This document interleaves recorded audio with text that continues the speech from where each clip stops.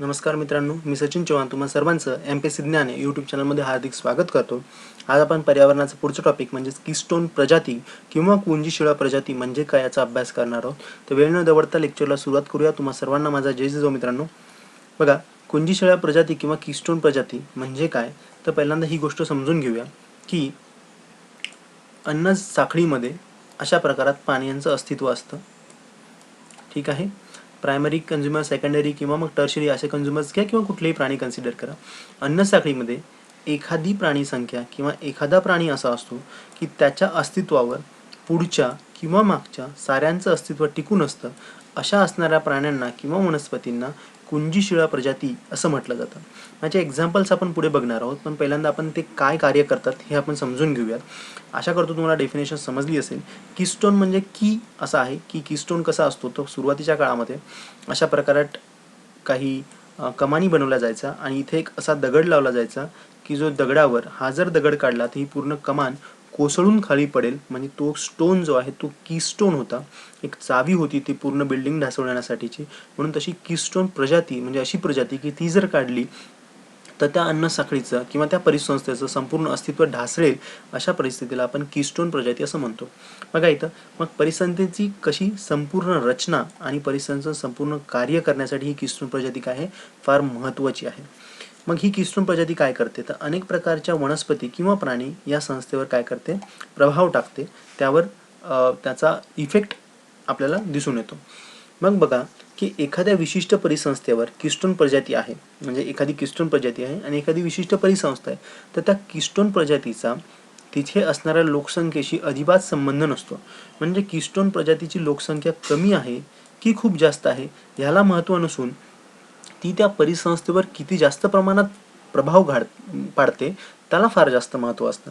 म्हणून कीस्टोन प्रजातीची संख्या जरी कमी असली तरी सुद्धा त्या परिसंस्थेवर त्या कीस्टोन प्रजातीचं अस्तित्व असण्याचा प्रभाव जो आहे तो कसा असतो, अत्यंत उच्च असतो किंवा फार जास्त प्रमाणामध्ये असतो.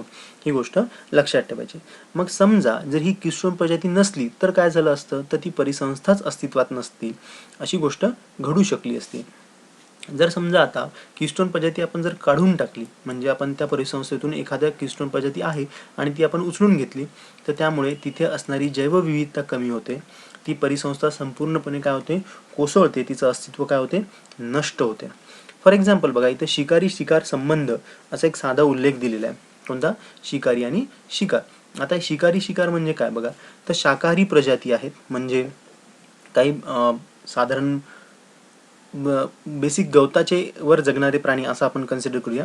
त्या शाकाहारी प्रजातींचे सेवन करणारे लहान शिकारी, हे शिकारी म्हणजेच काय, तर कीस्टोन प्रजाती.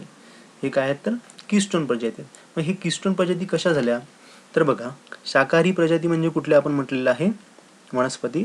त्या वनस्पतींवर अवलंबून असलेले काही कीटक किंवा इतर काही प्रजाती त्या अस्तित्वात नसल्या तर काय झालं असतं, शाकाहारी वनस्पतींची वाढ इतक्या जास्त प्रमाणामध्ये वाढली असती की त्यांनी इतर परिसंस्थेला काय केलं असतं, खराब करून टाकलं असतं किंवा त्यांचं अस्तित्व काय केलं असतं, नष्ट केलं असतं. म्हणून जे शाकाहारी प्रजाती म्हणजे जुन्या गवतांवर जगणारे काही कीटक असतील त्यांची संख्या जरी गवतापेक्षा कमी असेल तरी सुद्धा ते त्या शाकाहारी वनस्पतीच्या वाढीला निर्बंध घालतात, त्यांना कमी प्रमाणात वाढण्यास मदत करायला लावतात किंवा त्यांना कमी प्रमाणात वाढवतात. त्यांनाच आपण कीस्टोन प्रजाती असं म्हणतो. फॉर एक्झाम्पल्स घेऊ आता आपण की कीस्टोन प्रजाती कुठल्या कुठल्या आहे. तर सी ऑटर हा एक प्राणी आहे. हा सी ऑटर इथे बघा, हा तुम्हाला दिसतो, हा सी ऑटर आहे. हा सी ऑटर काय करतो, हे सी अर्चिन्स नावाचे जे काही प्राणी आहेत त्या प्राण्यांना खातो. कारण की हे सी अर्चिन्स काय करतात, केल्प फॉरेस्ट म्हणजे ही जी जागा आहे, हे नियर शोअर म्हणजे आपल्या किनाऱ्याजवळ अस्तित्वात असणारे जे काही वनस्पती आहेत तिथे वाढणारे जे बाकीचे शिंपल्यांसारखे घटक आहेत त्यांना खाण्याचं काम सी अर्चिन्स करतात. त्यामुळे इथे असणारी जैवविविधता जी आहे ती काय होते, कमी होते. कशामुळे, या सी अर्चिन्समुळे. मग ही जैवविविधता कमी करणं हे फार चुकीचं आहे. मग इथली जैवविविधता वाढायला पाहिजे म्हणून या सी अर्चिनला कोण खातो, तो सी ऑटर खातो. ठीक आहे, काय करतो, सी ऑटर खातो. हा फार महत्त्वाचा आहे. हे केल्प फॉरेस्ट इथे एक्झाम्पल्समध्ये दाखवलेलं आहे. केल्प फॉरेस्ट म्हणजे काय, तर जे काही नियर शोअर म्हणजे समुद्र किनाऱ्याच्या जवळ वाढणारे प्राणी आणि वनस्पती आहे त्यांचं घर आहे. लार्ज मॅमेलियन प्रिडेटर्स हा एक महत्त्वाचा घटक. हा आपल्याला शब्द बघितला तर नाही समजणार, पण याचे एक्झाम्पल बघितलेले आपल्याला कळतील. लायन, जॅग्वार, ग्रेवुल्फ असे काही प्राणी आहेत ज्यांना आपण कीस्टोन प्रजाती असं म्हणतो, कारण की हे प्राणी काय करतात, जेही कुठले साधारण भक्षक आहेत, म्हणजे ससा झाला, हरिण झालं, काही गायींचे प्रकार असतील, काही म्हशींचे प्रकार असतील, त्यांना हे प्राणी खातात, म्हणजे त्यांची संख्या कंट्रोलमध्ये ठेवतात. म्हणून हे सुद्धा काय आहेत तर कीस्टोन प्रजाती आहेत. नंतर सी स्टार ही सुद्धा कीस्टोन प्रजाती आहे, म्हणजे हा स्टार आहे आणि हा शिंपल्यांवर जगणाऱ्या किंवा शिंपल्यामध्ये असणाऱ्या किड्यांना खातो. नाहीतर शिंपल्यांची संख्या फार अमर्यादित वाढली असते आणि सर्व किनारे फक्त आणि फक्त शिंपल्यांनीच भरलेले असते. आता ते सध्या तसे दिसत नाहीत, कारण की ह्या शिंपल्यांमधल्या आळ्यांना किंवा शिंपल्यामधील कीटकांना खाण्याचं काम हा सी स्टार मासा करतो किंवा सी स्टार करतो. त्यामुळे हमिंगबर्ड हा एक पक्षी आहे, वाळवंटात सर्वात जास्त महत्त्वाचा असणारा कीस्टोन प्रजाती आहे.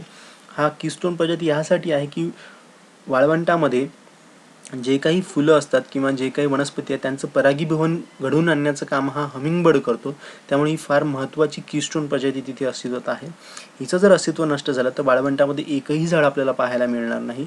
त्यामुळे हा हमिंगबर्ड जगणं फार महत्त्वाचं आहे. आशा करतो मित्रांनो तुम्हाला हे लेक्चर जरूर आवडले असेल. प्लीज चॅनलला लाईक, शेअर आणि सबस्क्राईब जरूर करा. मी तुमचा मित्र सचिन चव्हाण तुमची रजा घेतो. धन्यवाद.